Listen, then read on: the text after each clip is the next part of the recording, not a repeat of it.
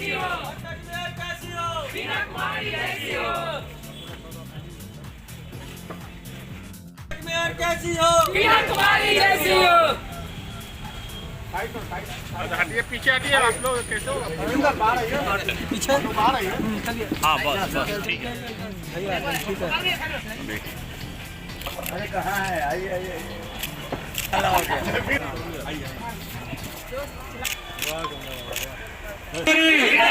वीना कुमारी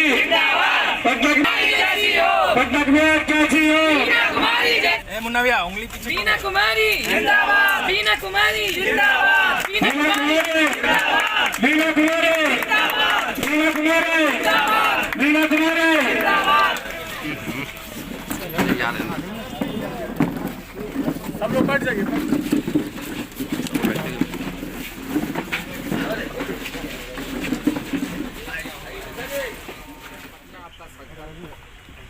please सब channel को subscribe और शेयर करें, हर शहर की खबर अब तक पहुंच सके। और पहले सभी पटनावासियों को दशहरा पर्व की शुभकामना देते हैं और यहाँ पर सभी उपस्थित भाई बहन माता पिता और मीडिया प्रेमियों को नमन करते हैं।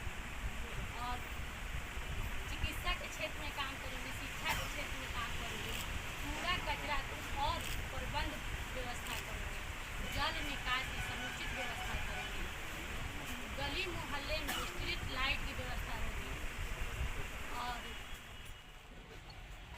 माँ शक्ति जिनके द्वारा सब कुछ किया जाता है, उनका जो हम लोग पर्व मनाते हैं 10 दिवसीय पर्व, उसका सभी भाइयों बंधुओं को मैं हार्दिक बधाई देता हूँ।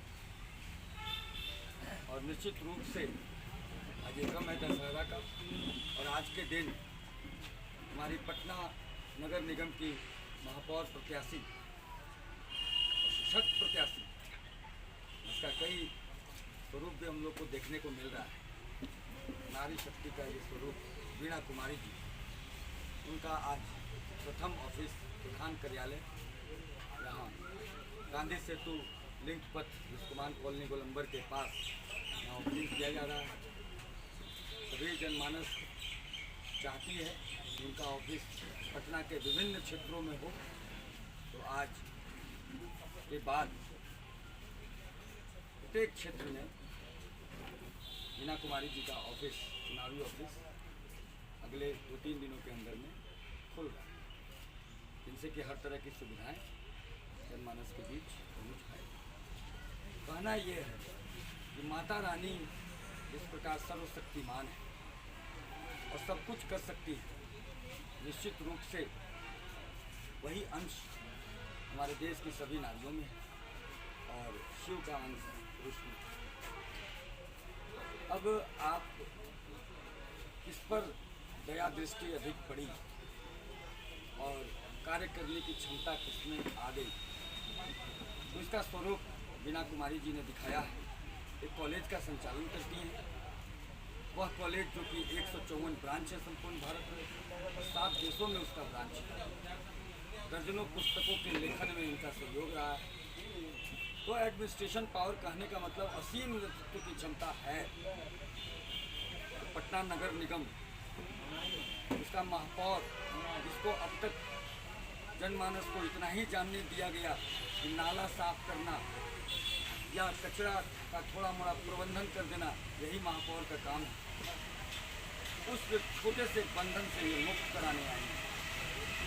पटना शहर को स्वास्थ्य के दृष्टिकोण से, शिक्षा के दृष्टिकोण से, सुरक्षा के दृष्टिकोण से, हर तरह का पर्यावरण के दृष्टिकोण से, सब तरह के दृष्टिकोण से पूरी की पूरी तैयारी है।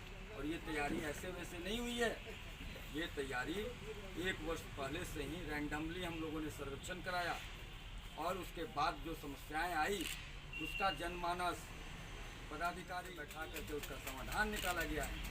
चाहे वो समस्या महिलाओं की क्यों नहीं हो, चाहे रेहड़ी पटरी वालों की क्यों नहीं हो, झुग्गी झोपड़ियों वालों की क्यों नहीं हो, मिडिल क्लास या हाई क्लास फैमिली वालों की क्यों नहीं हो, तो सभी तरह की समस्याओं का समाधान निकाल करके हमारे संकल्प पत्र में आया। ये सभी जब उतरेगा तब नंबर 1 बनेगा। तो लोग का कहना, कुछ लोग जो विरोधी हैं, बातें आ रही हैं कि कहाँ से बजट आएगा।